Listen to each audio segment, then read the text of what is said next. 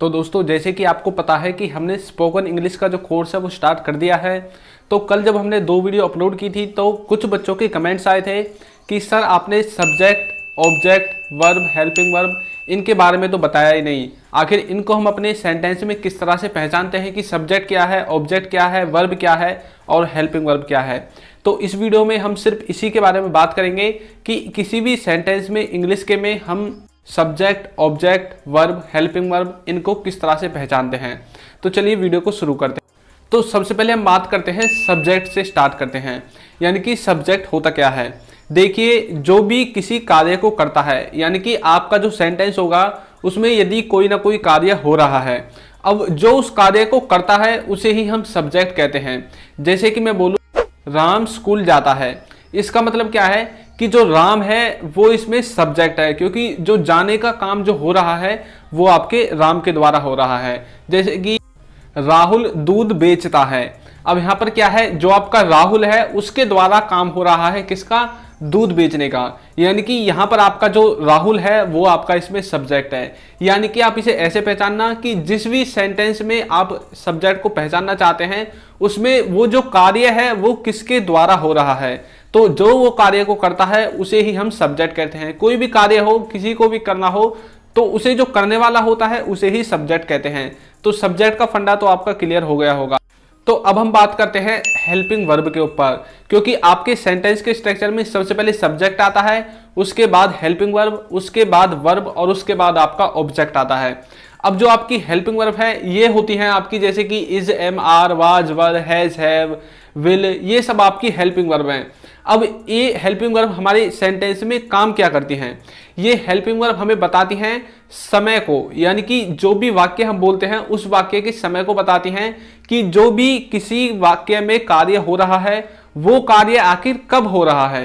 तो कब हो रहा है, कब होगा, होने वाला है, ये जो सारे सेंसेस होते हैं ये हमें हेल्पिंग वर्ब के माध्यम से ही पता पड़ते हैं।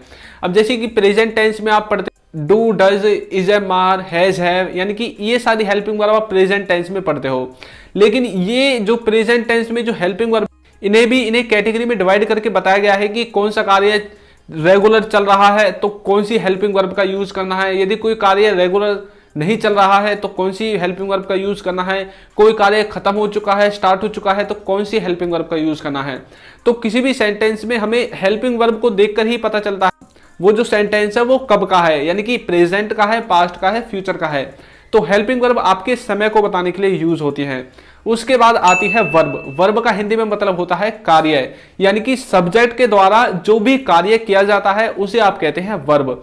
अब जैसे मैं बोलने लगूं कि राम स्कूल जाता है, अब यहां पर कार्य क्या हुआ है, राम के द्वारा जाने का, सब्जेक्ट राम है, अब कार्य राम ने किया है जाने का, तो जाने का जो कार्य है इसे ही आप वर्ब कहते हैं।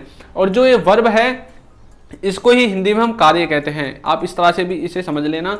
तो जो कार्य है उसे ही वर्ब कहते हैं। आप किसी भी वाक्य को जब देखते हैं तो उसमें ये देखो कि जो कार्य है सब्जेक्ट के द्वारा वो क्या किया जा रहा है, तो वो जो कार्य किया जा रहा है उसको ही हम वर्ब बोलते हैं।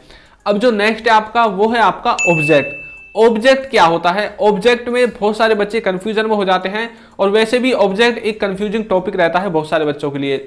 अब देखिए ऑब्जेक्ट क्या है, मैं आपके लिए एक सेंटेंस देता हूं, राम दूध बेचता है।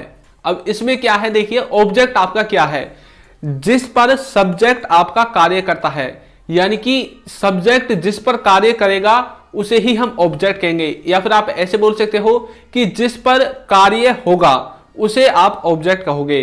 अब जैसे मैंने बोला कि राम दूध बेचता है, यहां पर राम आपका सब्जेक्ट है। अब जो कार्य क्या हुआ है, बेचने का, दूध को बेचने का कार्य हुआ है, तो जो एक बेचना है ये आपकी इसमें वर्ब है। उसके बाद किसको बेचने का कार्य हुआ है, दूध को, तो दूध इसमें आपका ऑब्जेक्ट है। तो राम के द्वारा किस पर कार्य किया गया, दूध पर, क्या कार्य किया गया, बेचने का। तो इसमें जो राम है सब्जेक्ट है, बेचना आपका वर्ब है और जो दूध है वो आपका ऑब्जेक्ट है। तो आप इसे इस तरह से बनाएंगे। आपको नेक्स्ट सेंटेंस देता हूं, इससे आप और अच्छे से समझ जाओगे। दूध बेचा जाता है, अब यहां पर ऑब्जेक्ट क्या है इसमें बताइए। इसमें भी आपका जो ऑब्जेक्ट है उसमें आप कंफ्यूजन होंगे। पहले चलो ये बताइए कि इसमें सब्जेक्ट क्या है, दूध बेचा जाता है, इसमें सब्जेक्ट क्या है। अब आप इसमें कंफ्यूज हो गए होंगे, आप सोच रहे होंगे कि इसमें जो दूध है वो आपका सब्जेक्ट है। इसमें दूध आपका सब्जेक्ट नहीं है। क्या दूध के द्वारा कोई कार्य किया जा रहा है? नहीं, बल्कि दूध पर खुद पर कार्य हो रहा है। बेचने का कार्य किस पर हो रहा है? दूध पर।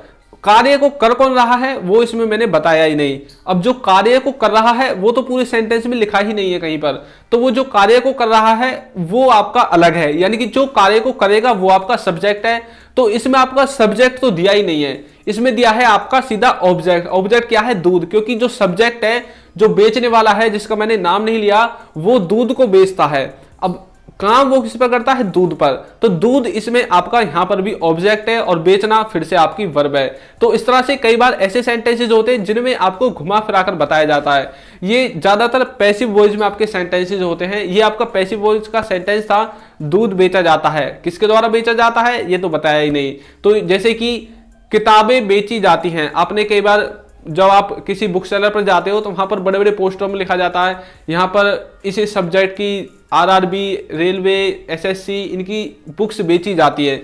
अब यहाँ पर वो तो नहीं लिखा होता कि किसके द्वारा बेची जाती है, कि राम बेचता है कि श्याम बेचता है, ऐसी कोई चीज वहां पर लिखी नहीं होती। लेकिन फिर भी आप समझ जाते हो कि जो किताब है वो बुक सेलर के द्वारा, यानी कि कोई आदमी है उसके द्वारा बेची जाती है। तो वो जो सारे सेंटेंसेस होते हैं वो आपके पैसिव वॉइस में लिखे होते हैं। इसी तरह से पैसिव वॉइस में कई बार ऐसे सेंटेंसेस हैं जिनमें वो बाय लगाकर अपने सब्जेक्ट को नहीं दिखाते, सिर्फ आपके जो ऑब्जेक्ट है उसको दिखा देते हैं और जो कार्य होता है उसको दिखा देते हैं। तो इस तरह से आप सब्जेक्ट, ऑब्जेक्ट और वर्ब और हेल्पिंग वर्ब इनमें डिफरेंस कर सकते हैं। तो आसानी से आप समझ गए होंगे। तो चैनल को भी सब्सक्राइब करके बेल आइकन प्रेस करना बिल्कुल ना भूलें। और ये वीडियो आपको कितनी समझ में आई है कमेंट बॉक्स